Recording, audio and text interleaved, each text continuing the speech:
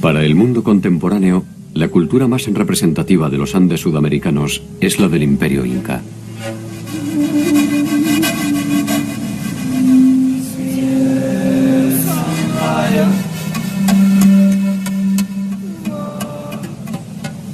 Sin embargo, la historia imperial de los incas representa apenas un siglo.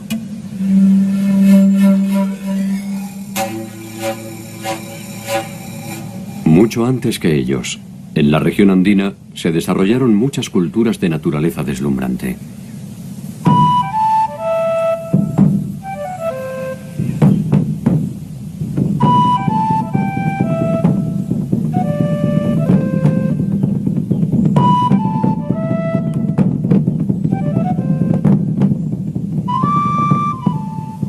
Conocer este mundo preincaico es una aventura siempre inquietante.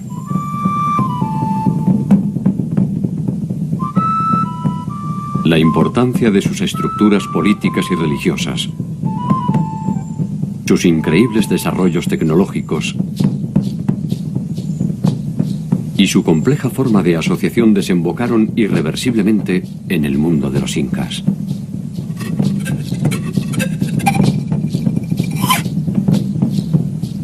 Ciudades milenarias, recintos funerarios escondidos,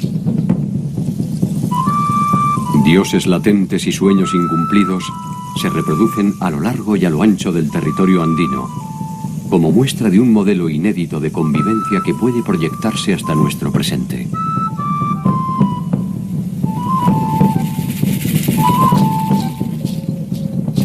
¿Quiénes fueron y cómo vivieron los pueblos que precedieron a los incas?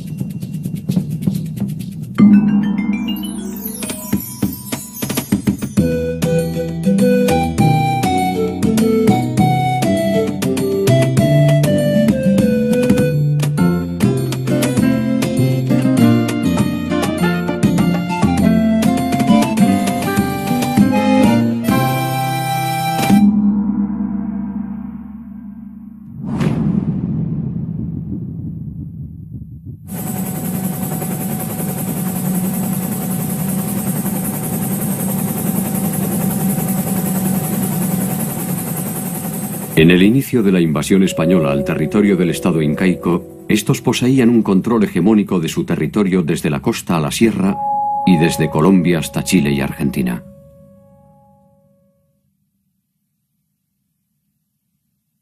Algunos de los señoríos que los precedieron estaban bajo su órbita mediante acuerdos, y otros, sencillamente, habían sido sometidos militarmente.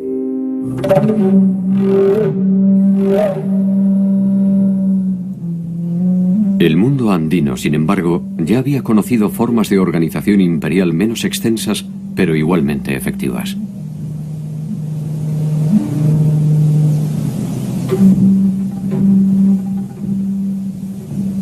Hacia el remoto inicio de los tiempos, muchos habían intentado el sueño que coronaron los incas.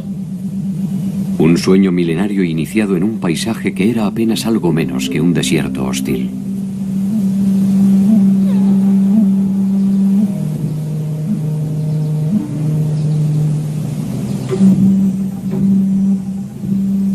Resulta difícil pensar que allí germinaron las raíces de civilizaciones deslumbrantes.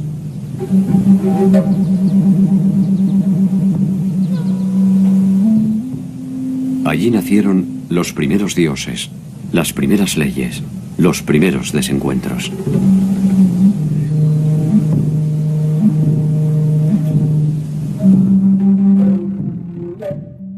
Hasta hace poco tiempo, Egipto, Mesopotamia, China e India eran consideradas por su antigüedad y complejidad como las únicas civilizaciones madres de la humanidad.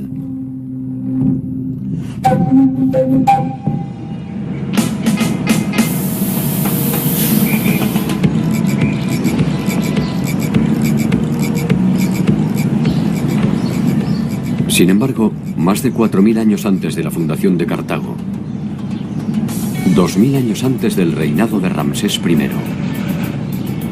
Y 1000 años antes de Hammurabi, existió en Perú un complejo político y cultural cuyo centro fue la ciudad sagrada de Caral.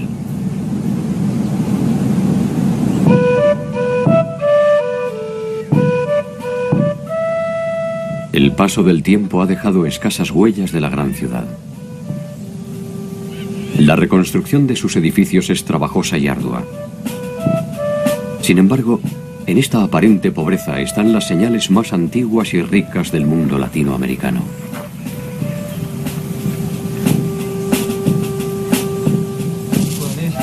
Entender qué nos dice este rastro de polvo es empezar a comprender la complejidad de nuestro tiempo.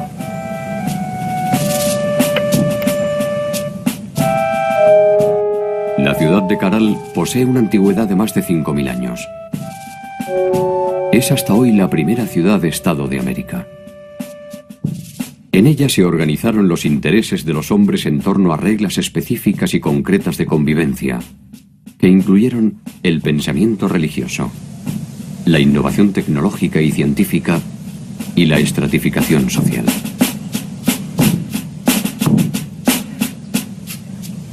La incógnita en torno a Caral fue revelada por el equipo de arqueólogos de la Universidad de San Marcos, conducido por Ruth Sadi. Caral era un sitio arqueológico conocido por varias décadas ya. Ha destacado siempre por su arquitectura monumental y quizás por esa complejidad arquitectónica es que los colegas pensaban que era un sitio de aproximadamente 1000 a.C. A nadie se le ocurrió que podía ser más antiguo, ni a mí misma. Cuando empecé la prospección arqueológica en el Valle de Supe en 1994, yo fui a reconocer un sitio que no había sido investigado todavía en extensión, y así fue como empezamos los trabajos que han continuado hasta el presente. ¿Quiénes la habitaron? ¿Cómo se organizaron? ¿Qué sueños perseguían? ¿Qué pesadillas los alcanzaron? Grandes preguntas que un arrebato del viento permite descubrir para interpretar la historia del mundo. Caral representa la evidencia del fin del mundo primitivo y la consolidación de los patrones de acumulación que terminarán dividiendo a los que saben y a los que tienen de los que no. Por primera vez es un Estado porque hay un gobierno centralizado sobre un grupo social grande. Está dividido con autoridades menores, o sea, hay un sistema político que se genera por primera vez.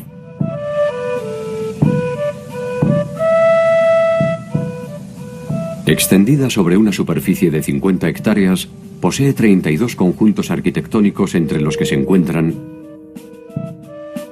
el Templo del Anfiteatro, la Pirámide Mayor y la Pirámide de la Galería. No es solo Caral, son 18 asentamientos en el Valle de Supe, de diferente extensión, de diferente complejidad. Comprendió los territorios de costa, de sierra y de selva. O sea, por primera vez en el Perú se tendió un eje de interacción entre las sociedades que poblaban las diversas regiones. De modo que tenemos productos, conocimientos y experiencias que de la selva se trasladaron a la sierra, de la sierra a la costa, y todo fue un eje que enriqueció el proceso general de esta sociedad.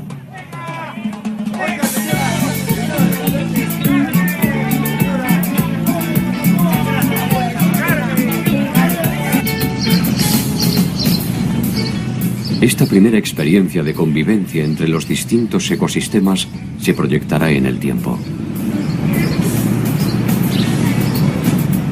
Así, cada uno de los grandes estados andinos establecerá esta relación armónica entre el mar y la sierra.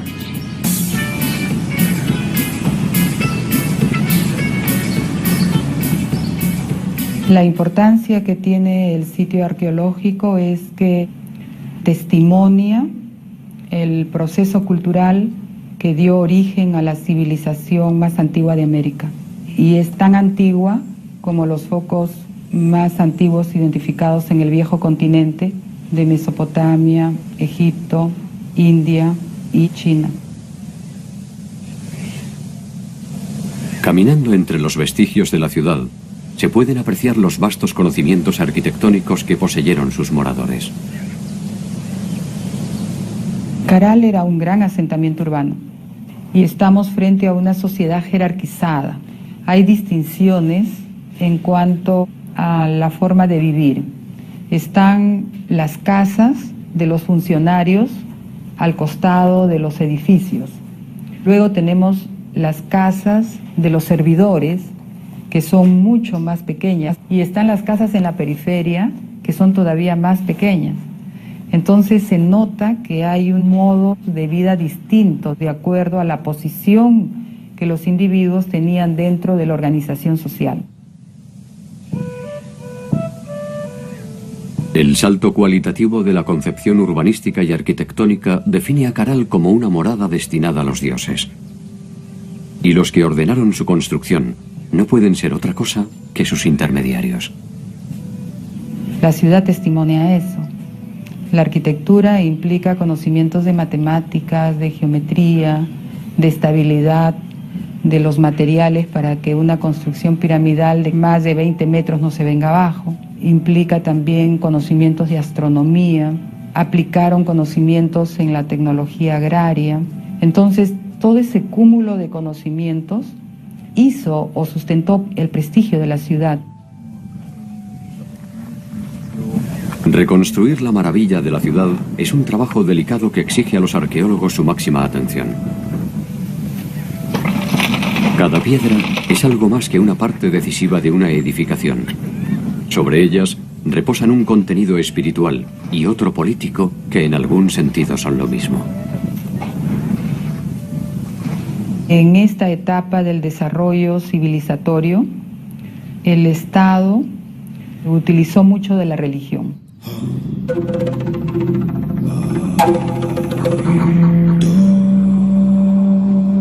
Es la religión la que sirvió para coercionar a la sociedad. Si no cumples con el trabajo que tienes que dar en tal fecha, a tal dios, entonces te va a ir mal. El miedo ha sido la herramienta sobre la cual se edificaron la mayor parte de las sociedades madres. Sin embargo, Caral ofrece una versión distintiva. La ciudad no posee indicios de presencia militar, ni siquiera de tipo defensivo.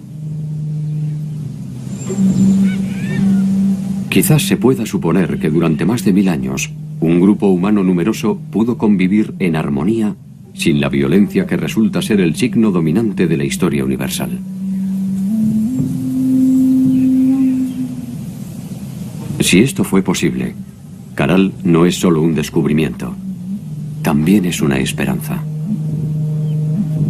El militarismo, al parecer, surge más adelante. En esta etapa primera del desarrollo de la sociedad, el Estado representa frente a los dioses a los hombres, sigue siendo humano.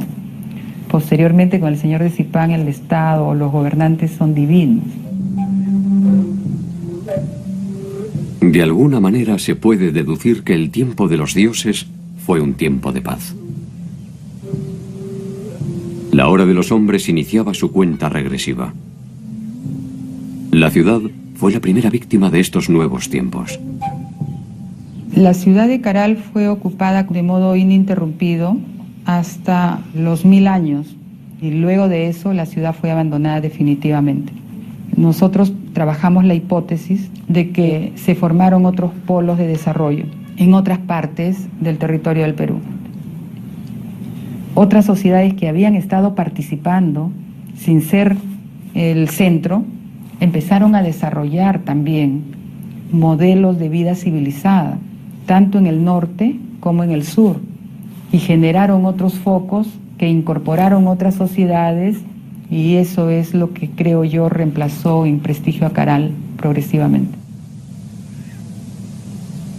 Caral es el descubrimiento más trascendente de la arqueología reciente. Es allí donde se encuentra la matriz del mundo andino. El primer eslabón de una serie de culturas que terminarán desembocando en el célebre Estado Inca. Una cadena que exige detenernos en una serie de culturas que nos darán el ADN definitivo de un tiempo tan majestuoso como inusual.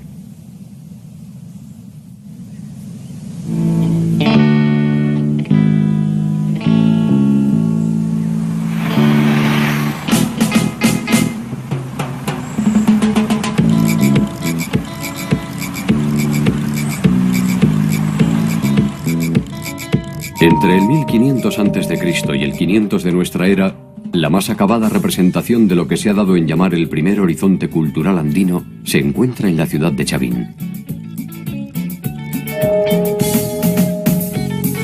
Desde la Sierra Norte del Perú en la provincia de Huari y hasta más allá del territorio actual de Ecuador, la cultura chavín estableció su área de influencia y predominio.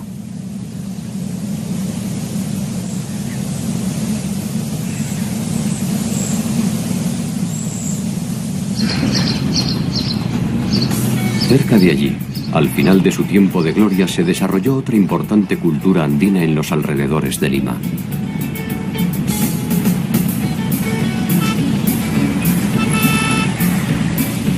Lima es en la actualidad la capital del Perú. Los conquistadores españoles la llamaron la Ciudad de los Reyes y establecieron allí la sede del gobierno colonial. Probablemente su estratégica ubicación cercana al mar y un interés por debilitar la influencia de la antigua capital incaica, Cuzco, determinó su emplazamiento.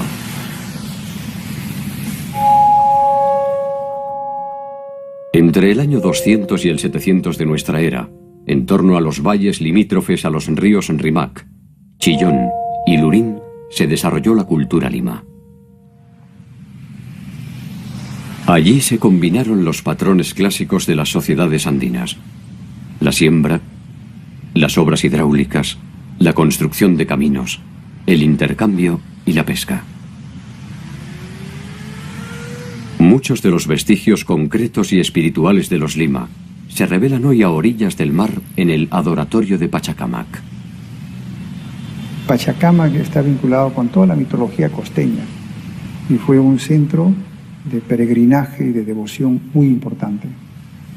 Y los incas lo mantuvieron y le dieron la debida importancia, a tal punto de que había un Apyayhuasi en Pachacamac, una suerte de monasterio de religiosas, del culto al sol y del culto a las divinidades incas.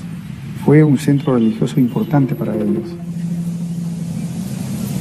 Los incas entienden la trascendencia del adoratorio y lo incorporan como centro de peregrinación y no tardan en acordar con los curacas locales la construcción de nuevos edificios.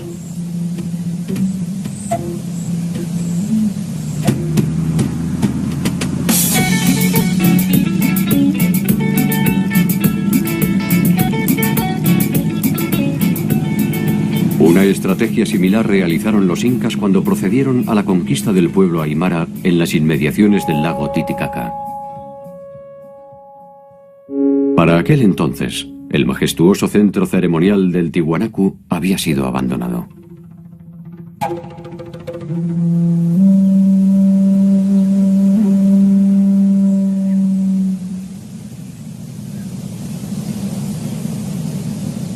Sobre sus paredes se encuentran 157 cabezas enclavadas que representan una diversidad de etnias que resulta decididamente desconcertante.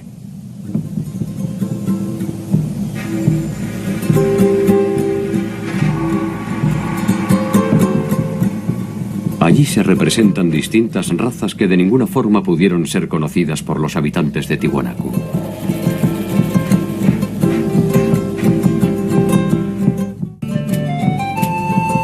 La Puerta del Sol nos está mostrando un complejo calendario, un calendario de carácter solar, lunar y a la vez agrícola. Los personajes alados están 15 a cada lado, nos muestran los 30 días del mes y vamos a tener 11 pequeños soles, más el 12º, que es el dios solar en la parte central, que nos está mostrando también esa división de 12 meses en el año.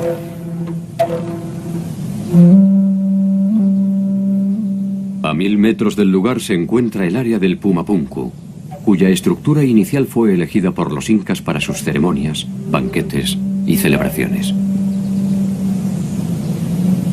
En esta área podemos encontrar trabajos de lo que ha sido el manejo de la piedra.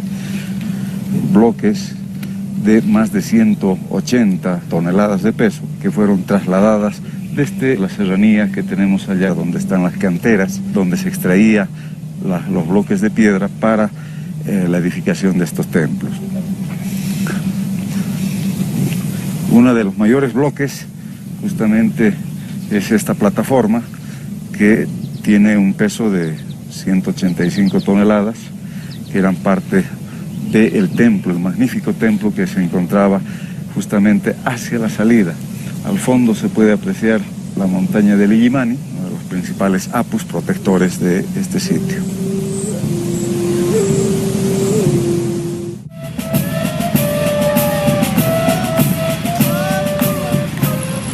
El pueblo aymara es hoy una de las comunidades más representativas de ese pasado, y la mayor parte de la población actual de Bolivia es descendiente directa de esta etnia.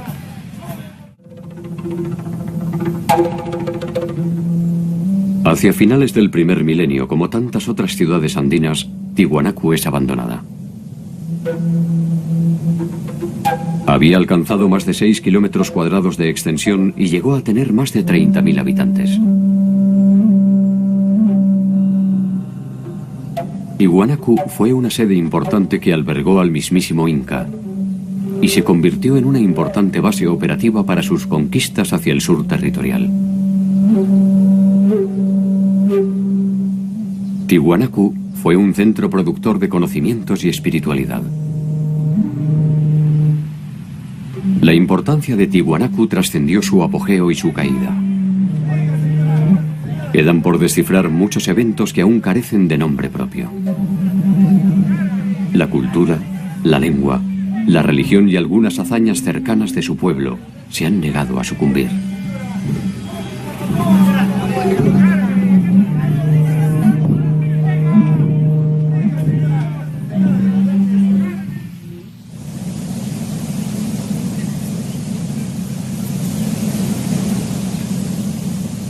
Según la leyenda, la ciudad de Chanchan fue fundada por un mítico líder que habría llegado del mar.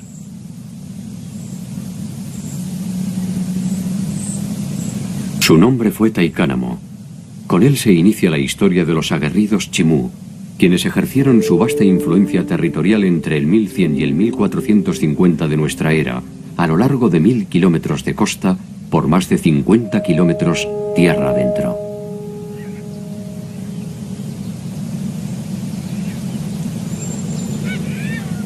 En Chanchan llegaron a vivir más de 50.000 habitantes, y la armónica y serena belleza de la ciudad, con sus trabajados muros de barro, está aún en pie. Los chimús protegieron específicamente sus conquistas agrarias y no dudaron en ejercer su poderío militar para asegurarse el control de los cauces de agua que garantizaban la siembra.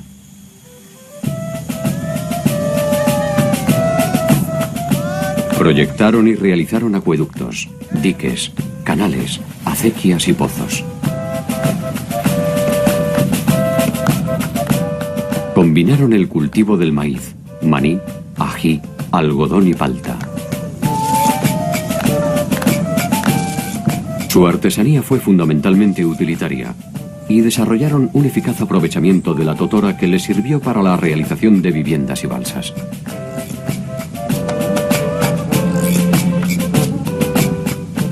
Su tecnología marítima es visible aún en muchos pueblos de pescadores.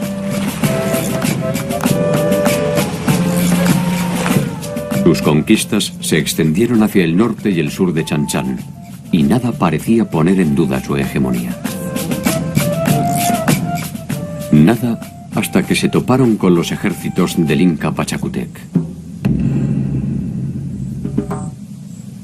La conquista de Chanchan no fue una empresa fácil. Capac Chimú comanda a su pueblo cuando los incas se plantan a las puertas de su territorio. Los Chimú se niegan a sumarse al Inca y por varias veces rechazan al multitudinario ejército imperial. La victoria será solo pasajera.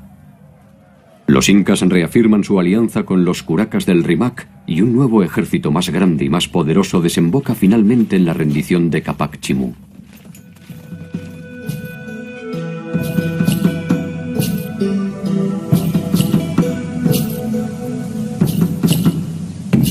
Sus líderes son desterrados y sus tierras se reparten entre los aliados incas.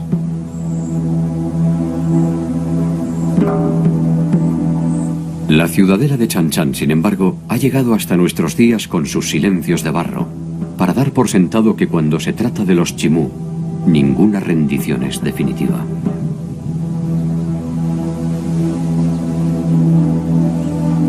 El control territorial y espiritual del mundo andino se mantuvo por más de 5.000 años asentado en diferentes pueblos. En el Valle de Supe, en Chavín, en Huari, en Tiwanaku, en Chan Chan y en Cuzco. Su organización estatal fue evolucionando hacia formas cada vez más complejas que sin embargo no abandonan los principios fundamentales que le dan cohesión. Cuanto más tiempo pasa, más andinos son. Una de las claves de su funcionamiento es la integración de todos sus habitantes en un sueño colectivo fuertemente regulado por el Estado.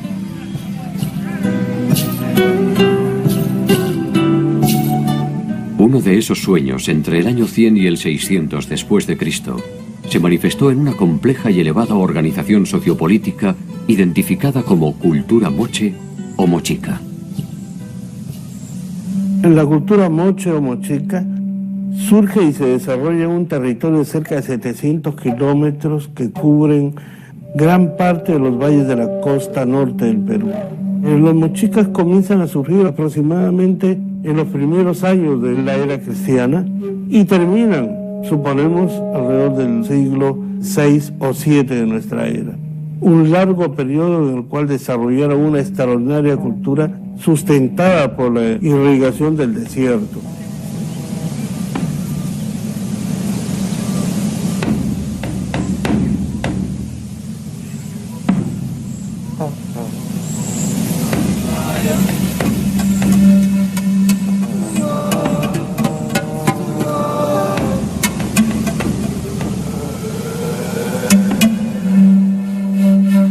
La conquista fue una de las formas mediante la cual se obtuvieron tierras, sirvientes, esclavos y riqueza. Pero sería a partir de su producción artística donde los mochicas obtendrían la eternidad que no le aseguraron las armas.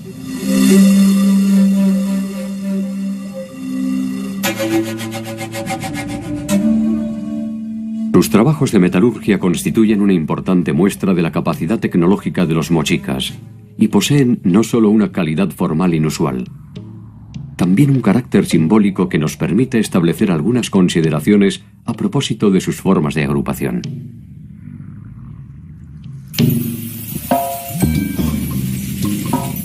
La presencia de una fuerte ornamentación en la representación de sus señores es el indicio de una sociedad jerarquizada que monopoliza no solo las decisiones políticas y militares. Es también la base desde la cual puede presumirse el carácter sagrado de sus gobernantes. El oro como metal sabemos que no tenía ningún valor comercial. El oro estaba reservado exclusivamente para los ornamentos de los soberanos. Cuando muere un personaje importante que tiene algún adorno de oro, se va con él a la tumba porque nadie puede usarlo. El concepto de uso de cualquier vestimenta, de cualquier atuendo, está muy asociado a las personas. Y además, estos ornamentos debían acompañarlo para la vida en el inframundo, donde tenía que seguir ejerciendo sus mismos roles y sus mismas funciones.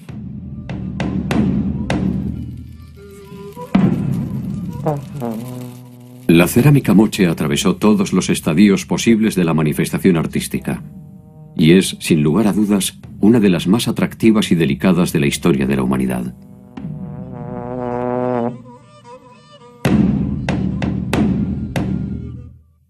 Desde los motivos abstractos primitivos hasta sus sofisticadas secuencias narrativas. Desde sus temáticas bélicas hasta las eróticas, en cada uno de los casos puede verse la cualidad de sus artesanos y la afirmación y personalidad de una cultura.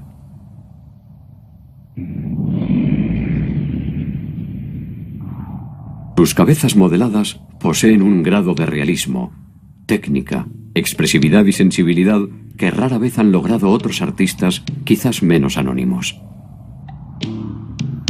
Los mochicos fueron una sociedad cuya economía estaba basada en la agricultura, esencialmente. Fue un pueblo de agricultores del desierto. Ellos lograron la proeza de dominar el desierto, desarrollando una tecnología hidráulica que permitía desviar el curso de los ríos que bajan desde la montaña andina y usualmente se pierden en el mar, para llevarlos a las zonas secas donde no llega el agua, porque la costa norte del Perú es una región desértica. Ellos lograron desarrollar un sistema de irrigación extraordinario que incluso hoy los peruanos en esta región no podemos superarlo. En su territorio dan cuenta hoy de su grandeza dos obras monumentales, la Huaca del Sol y la Huaca de la Luna. La Huaca del Sol mide 18 metros de altura y su base rectangular tiene una extensión de 136 por 228 metros. Esta construcción piramidal es probablemente la edificación más imponente del Perú. Su significación se completa con otra huaca de menor tamaño, pero igualmente sugestiva. La Huaca de la Luna. Estas huacas son sin lugar a dudas el resultado de un trabajo comunal, probablemente alguno de los tantos servicios de la reciprocidad que exigían sus gobernantes y nos dan a entender la importancia de este centro ceremonial.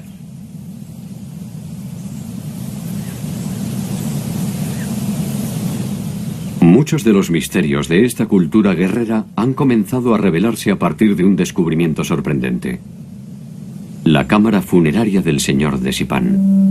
Las tumbas de Sipán fueron descubiertas a raíz del inicio de un saqueo en el monumento de Sipán. Se descubre una tumba con algunos objetos de oro y se desata una verdadera fiebre de oro en el pueblo. Iniciamos inmediatamente un trabajo de rescate arqueológico en una situación muy dramática que forma parte de toda la historia de esta excavación. Logramos detener el saqueo. En el año 87 iniciamos el trabajo de excavación que nos condujo algunas semanas más tarde a uno de los descubrimientos arqueológicos más importantes del antiguo Perú, la tumba del señor de Sipán. Lo importante de este descubrimiento es que por primera vez se logra presentar al mundo la tumba intacta, excavada científicamente, de un soberano del antiguo Perú. Este sepulcro ofreció una serie de revelaciones que permitieron establecer un cuadro más acabado de la organización mochica a partir de la riqueza de sus múltiples significados. Cuando encontramos la tumba de este personaje, nos dimos cuenta inmediatamente por la variedad y por la forma de los atuendos, los emblemas, que estamos frente a uno de los hombres más importantes de su tiempo. Usualmente los arqueólogos tenemos una nomenclatura muy típica para esas tumbas, tumba 1, tumba 2. Nosotros fuimos un poco a la idea de no solamente rescatar objetos arqueológicos, sino también la presencia humana y el espíritu de un pueblo. No podíamos llamarles tumba 1. Y lógicamente no sabíamos el nombre verdadero de este personaje. Pero reflexionando sobre las características de la organización mochica como señorío y el nombre del pueblo de Sipán, lo llamamos la tumba del señor de Sipán.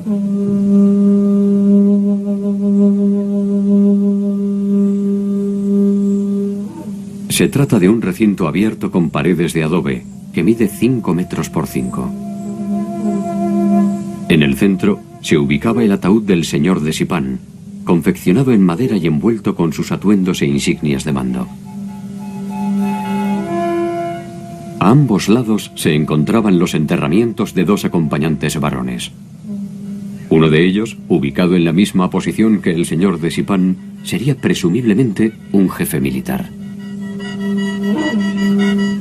Opuesto a él se encuentra otro personaje de rango, que ha sido identificado como un jefe de protocolo. perro los acompaña, probablemente siguiendo las tradiciones que los identificaban como guías en el viaje hacia el más allá. La parte central de la cámara funeraria era el ataúd conteniendo el ajuar del señor de Zipán, que envolvía el cuerpo del señor al momento de su muerte. Este ajuar estaba compuesto por un conjunto maravilloso y extraordinario de ornamentos de oro, plata, cobre y cobre dorado, vestimentas, atuendos. La mayor parte de ellos son emblemas de rango. En la esquina suroeste de la cámara se encontraba un niño de aproximadamente 10 años, el techo, y sobre el techo el guardián que cuidaba la tumba. Y el guardián tenía los pies amputados como una señal simbólica de que no debía abandonar su puesto de vigilancia para la eternidad. Finalmente, el último acompañante estaba colocado en una de las paredes en posición sedente, como un vigía, custodiando la cámara de su señor. Este conjunto de acompañantes probablemente fueron parte de su séquito real, que tenían la obligación de acompañarlo en su muerte. La disposición de los cuerpos y el hallazgo de más de 200 vasijas escultóricas que representan personajes de importancia definen la noción de la muerte como un viaje hacia la eternidad en la cual el noble es acompañado por un séquito que ha sido sacrificado a tal efecto.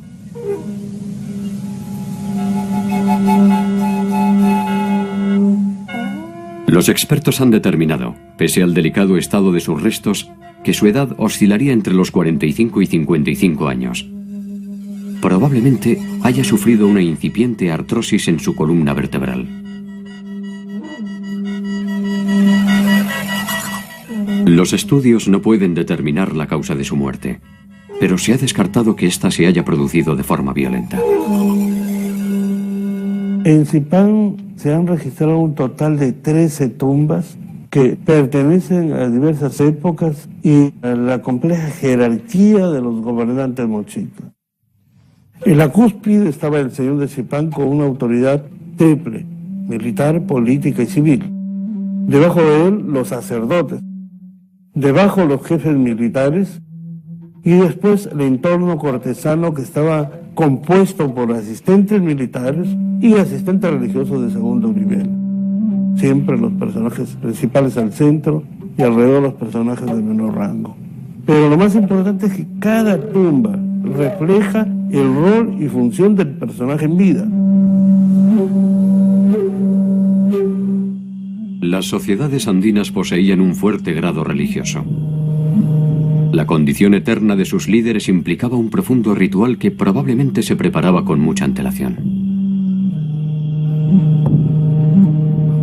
El final era percibido como un paso más en el ciclo eterno. De ello se desprende que la separación entre la vida y la muerte era observada con cierta naturalidad.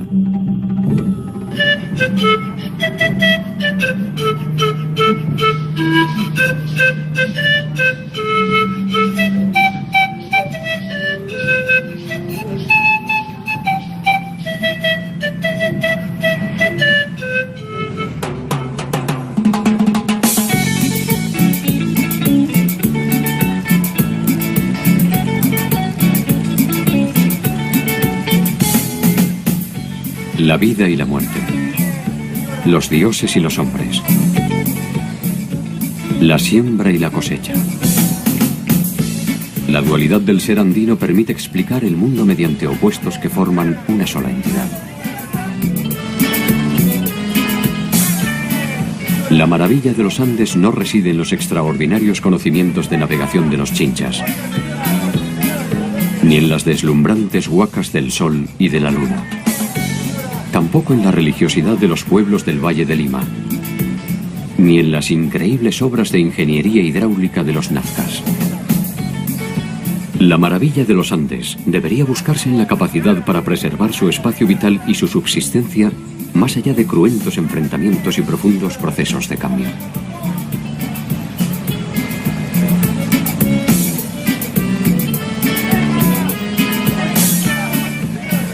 Quizás sin saberlo, seguimos esas mismas huellas que nos ofrecen la oportunidad de protagonizar una nueva realidad.